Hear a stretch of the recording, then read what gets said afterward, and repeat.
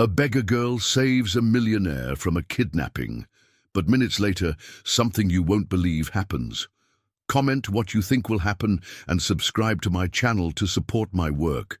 The desperate scream cut through the muggy afternoon air like a knife, almost making Valentin Morera lose control of his pickup truck, his green eyes locked onto the unconscious figure on the side of the dusty road, a middle-aged woman lying on the characteristic red dirt of the region.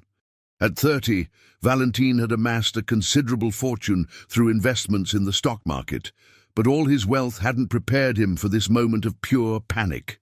"Don't touch her!" The sharp voice echoed from the bushes, freezing him with his hand already on the door handle. A skeletal girl emerged from the dry vegetation, her eyes too big for her thin face pointing directly at him. She looked barely 2 years old because of her extreme thinness, but her voice and expression betrayed that she was older. Valentin watched, confused, as the child gestured frantically towards the dense woods bordering the road. "Men! Hidden!" she whispered between gasps. "They're going to rob you!" As if responding to a signal, furtive movements became visible among the trees. Male silhouettes stirred in the shadows, clearly positioned for an ambush. Valentin's blood ran cold as he realized he had almost fallen into an elaborate trap. The unconscious woman was bait, and he would have been another victim if it weren't for the girl's warning. "Get in the truck," he said, opening the passenger door. The child hesitated, her eyes calculating risks with disturbing maturity. Finally, she climbed into the vehicle, shrinking into the seat like a wounded animal. As he sped down the road, leaving the ambush behind, Valentin studied the girl in the rearview mirror. Her brown hair was tangled and dirty. Her torn clothes hung on her thin frame.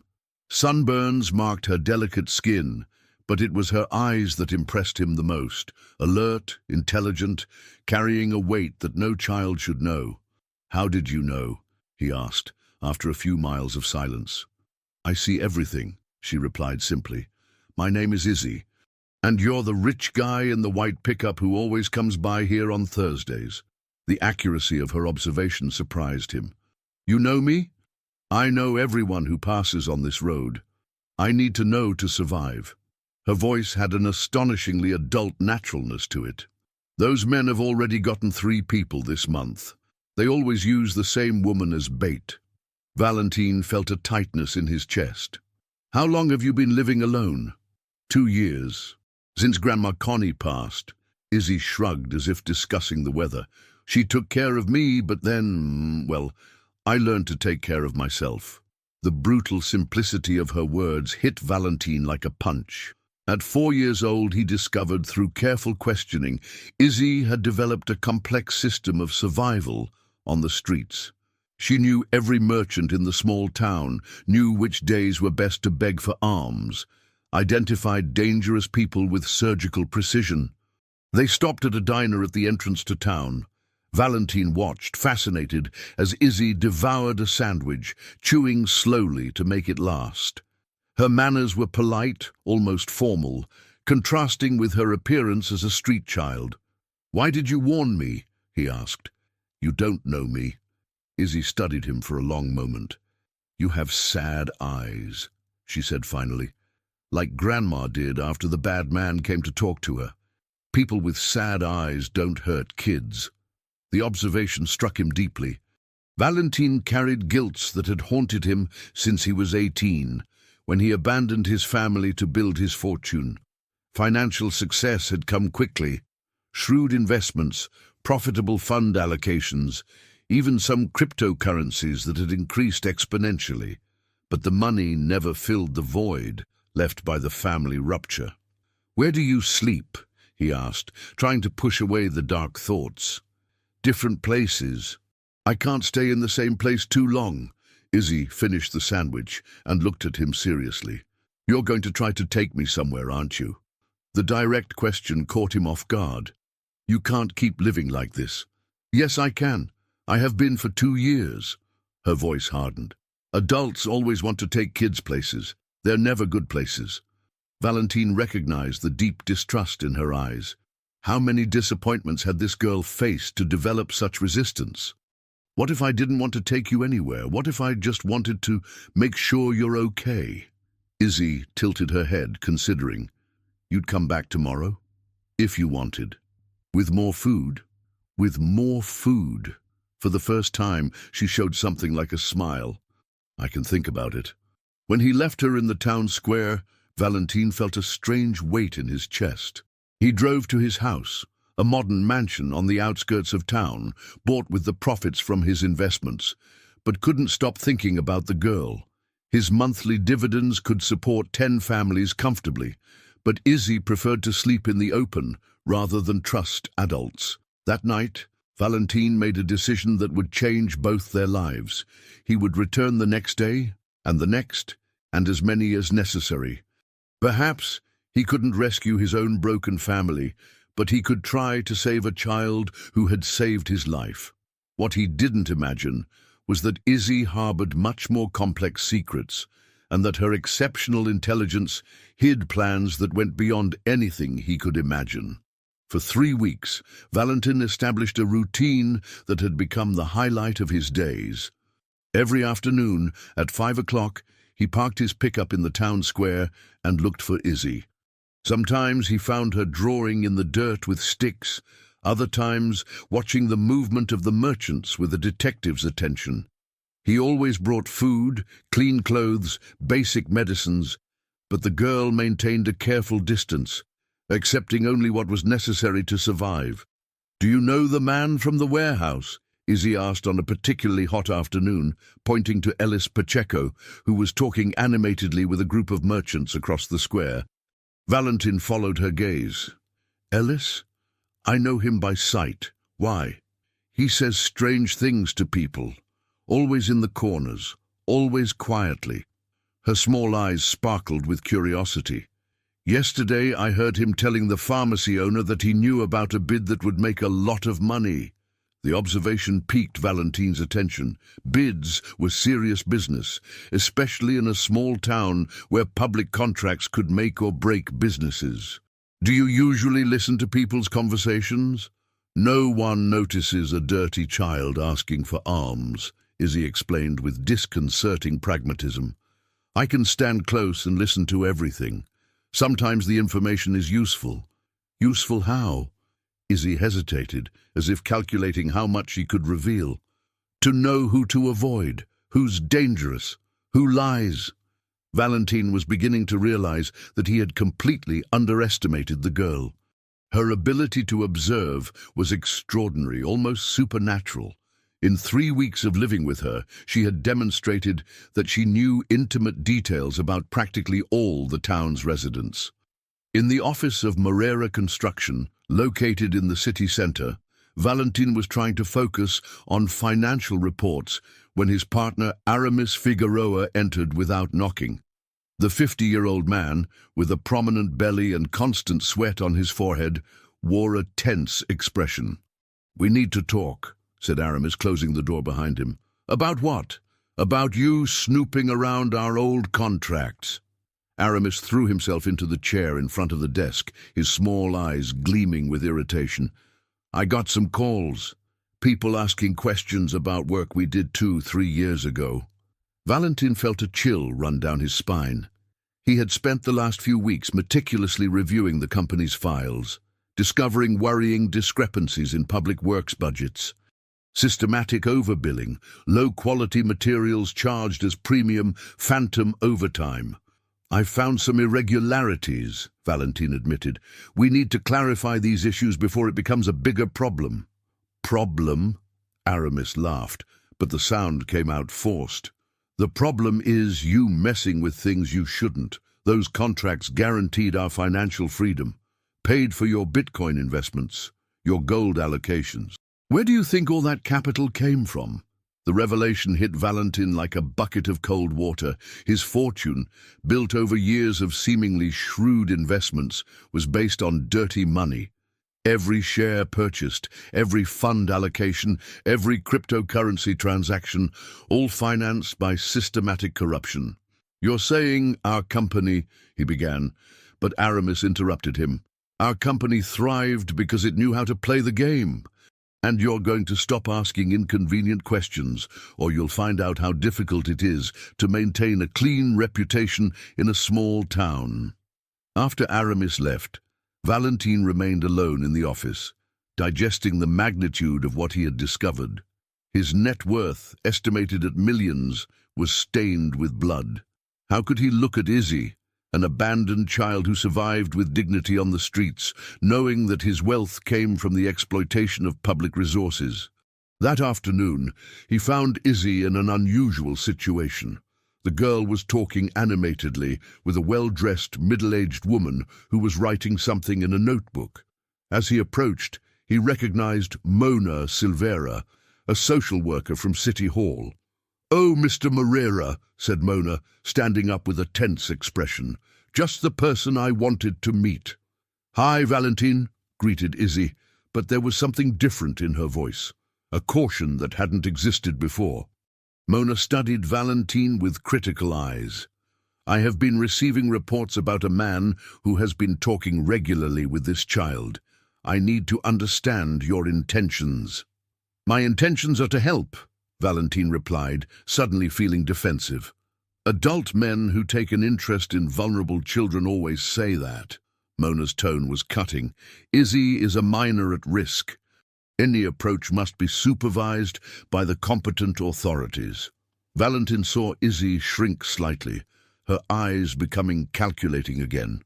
The atmosphere of trust, built over weeks, was disintegrating before his eyes. "You're going to have to stay away from her," Mona continued, "for the child's sake." "No!" Izzy's exclamation surprised everyone. "He's not like the others. He doesn't want to take me anywhere." Mona crouched down to the girl's height. "Honey, I know it may seem like he's nice, but adults can be deceiving. It's my job to protect you." "Protect me from what?" "He gives me food, lets me stay where I want, doesn't try to touch me." Izzy's voice rose. "You're the one who wants to take me away." The situation was deteriorating rapidly. Valentine saw the distrust returning to Izzy's eyes, all the progress lost because of Mona's well-intentioned but hasty intervention. "Maybe we can find a solution," Valentine tried. "If you want to supervise our meetings, the solution is for you to stay away," Mona cut in, "and for Izzy to come with me to assess her shelter options." "I'm not going," Izzy shouted, recoiling. "I don't trust you. I don't trust anyone." And before anyone could react, the girl ran away, disappearing among the narrow streets of the city's historic center. Valentine tried to follow her, but she knew every alley, every hiding place. In a few minutes, she had become invisible again. "See what you did?" Mona accused. "Now she's scared and vulnerable because of your inappropriate interference." Valentine felt a fury growing in his chest. "My interference? I was gaining her trust. You're the one who arrived making accusations." "Men like you always think they know what's best," Mona retorted, "but I know the risks. I've seen children suffer at the hands of benefactors like you." That night, Valentine drove through the dark streets of the city looking for Izzy. He checked all the places where he had found her before, the square, the church benches, the abandoned playground. Nothing. The girl had simply disappeared, as if she had never existed.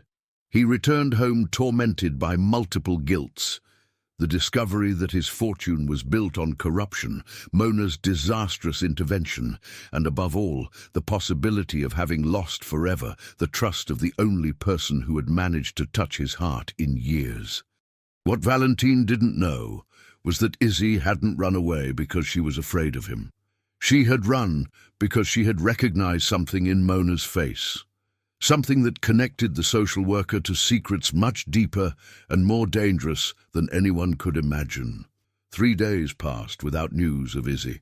Valentine had mobilized discreet contacts, offered silent rewards, scoured every corner of the city. Nothing. The girl had become a ghost, and he felt despair growing with each passing hour. His nights were tormented by nightmares where he saw Izzy suffering, alone and hungry, while he slept in his comfortable mansion. On Saturday morning, an unexpected discovery changed everything. Valentine was reviewing old documents from the construction company when he found a forgotten folder at the bottom of a file cabinet. Inside, photographs and contracts for works carried out 5 years ago. In one of the photos, his eyes locked onto a young woman who was next to his father on the construction site, a woman he immediately recognized as someone who had worked briefly at the company. Connie Santos.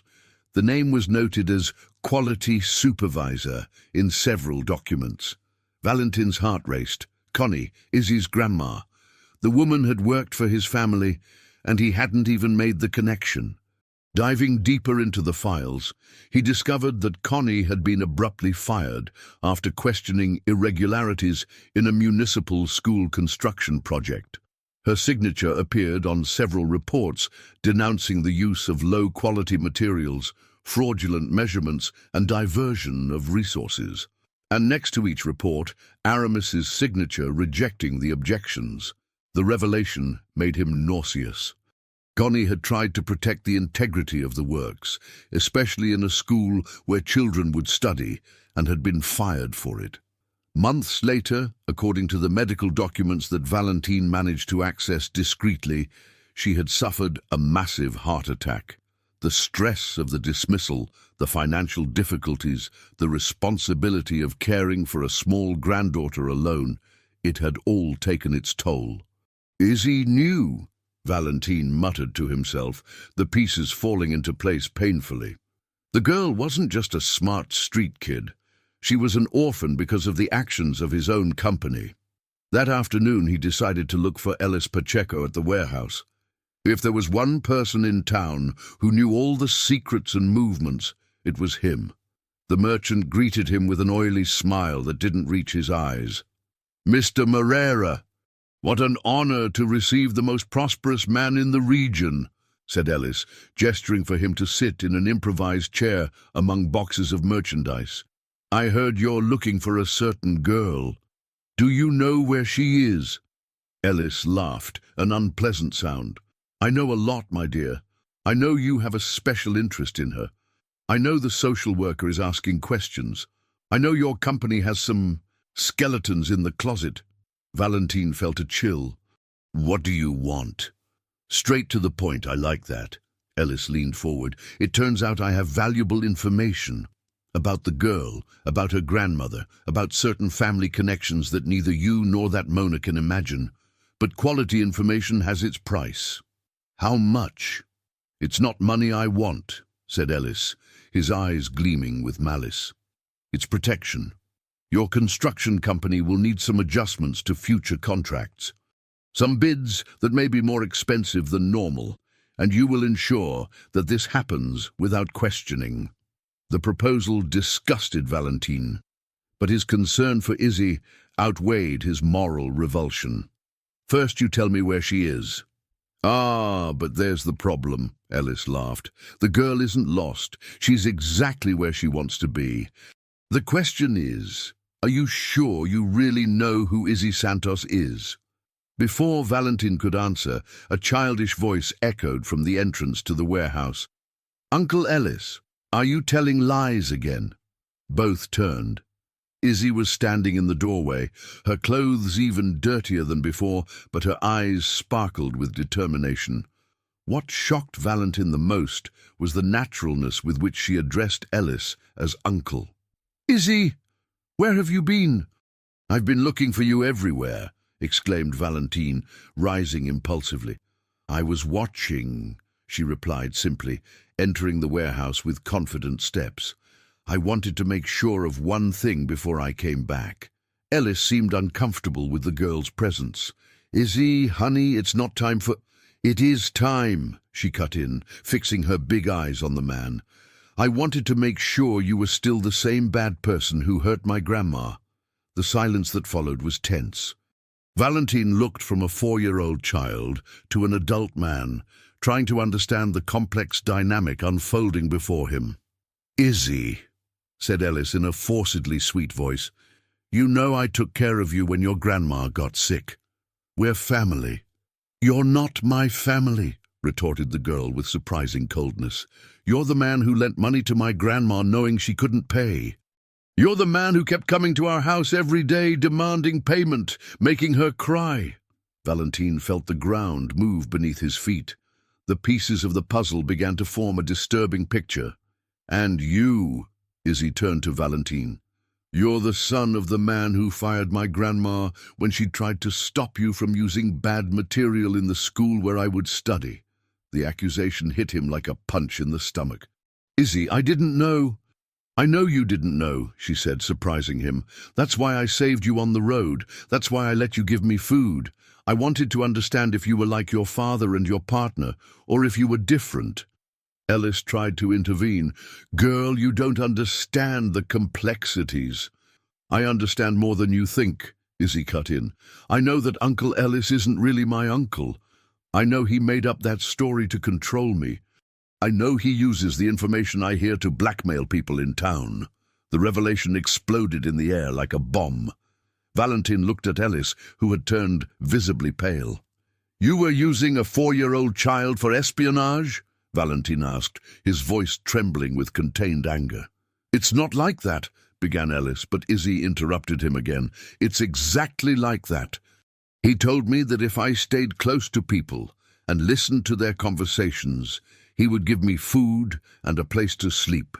But the information I gave, he used to hurt them. Valentine felt a primal fury rising in his chest. An adult man had manipulated an orphaned child, using her vulnerability and intelligence for criminal purposes. But there's one thing that Uncle Ellis doesn't know, continued Izzy, a small smile appearing on her face. I never told him the really important information. The ones I kept are about him. Ellis stood up abruptly, knocking over boxes around him. What information? About the secret meetings at City Hall. About the money you hide under the floorboards of your house. About the lies you tell every person in town. Izzy looked directly into the man's eyes. And about what you really did with my grandma's money. The silence that followed was charged with tension. Ellis looked at the girl as if he saw a ghost, while Valentine began to realize that he had completely underestimated Izzy's intelligence and determination. You're only 4 years old, Ellis murmured, incredulous. I'm 4 years old, but I'm not stupid, Izzy replied. And now you two are going to help me do one thing. We're going to tell everyone who you really are. The childish threat sounded more terrifying than any adult blackmail Valentine had ever heard. At that moment, he understood that Izzy wasn't a victim waiting to be saved. She was a force of nature, determined to seek justice, and he was about to discover how far a genius child could go to protect the memory of those she loved. Izzy's revelation created a moment of palpable tension in the warehouse. Ellis paced nervously between the shelves, sweat dripping down his forehead, while Valentine processed the magnitude of what he had discovered. A 4-year-old girl had orchestrated a complex investigation, collecting evidence against the men who destroyed her family. What proof do you really have? Asked Ellis, trying to regain control of the situation. Izzy smiled with disconcerting maturity. I have your conversations recorded on the old cell phone I found in the trash. I learned how to use it myself. Every time you talk to someone about blackmail, I recorded it hidden behind the boxes. Valentine felt a shiver. The girl's intelligence was astonishingly advanced for her age. Izzy, that's very dangerous. You could have gotten hurt. I was already hurt, she replied, her voice laden with deep sadness. My grandma died because you took her job, and this man took advantage to steal our money. I had nothing left to lose. Ellis tried one last desperate gambit. No one will believe a child against respected adults in the community. Maybe they won't believe just me, agreed Izzy. But they'll believe when they hear the recordings and when they see the documents I took from your secret drawer. Ellis's face completely decomposed. What documents? The fake contracts you made with my grandma, the receipts for the loans with impossible interest rates, the letters where you threatened to take our house. Izzy enumerated each item with surgical precision. All kept in a safe place that only I know. Valentin watched the scene with a mixture of admiration and horror. This child had spent 2 years on the streets, not only surviving, but meticulously building a case against her exploiters. Her ability to plan and execute surpassed that of many adults. "What do you want from us?" asked Valentin, recognizing that Izzy completely commanded the situation. "I want justice for my grandma," she said simply. "And I want you to stop hurting other people." At that moment, the warehouse door opened and Mona Silvera entered, accompanied by a tall, grey-haired man whom Valentin did not recognize. The social worker seemed surprised to find everyone gathered there. "Izzy, I finally found you," said Mona, but her voice trembled slightly when she saw the girl. "This is Dr. Theo. He wanted to meet you." The man approached slowly, his eyes fixed on Izzy with a strange intensity. "My God," he murmured, "you're identical to your grandmother when she was little." Izzy recoiled instinctively. "How did you know my grandmother?" "Because," said Theo with a choked voice, "Connie was my sister."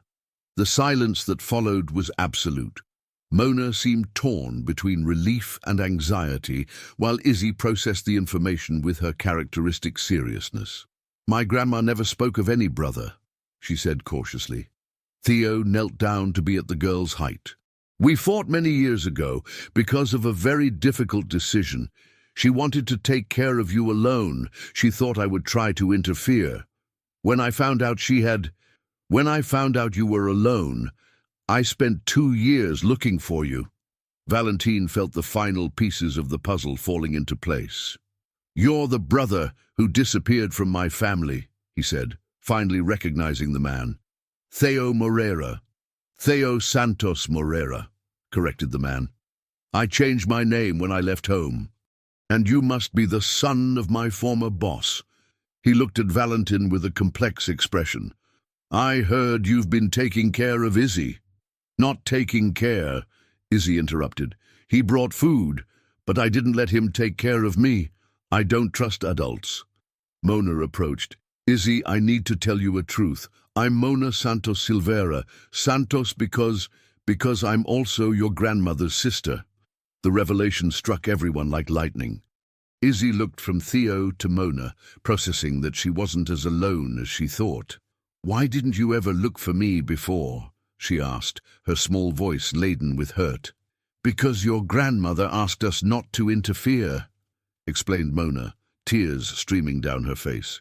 "She thought we were too complicated. She was afraid of losing you to us. When she died, you had disappeared. Nobody knew where you were." Theo extended his hand hesitantly. "Izzy, I know it's a lot to process, but you don't have to live alone anymore. We have a family. Small, complicated, but a family." Izzy looked at the outstretched hand, then at Valentin. "And him? He was part of the company that hurt my grandma." Valentin knelt down too. "You're right, Izzy.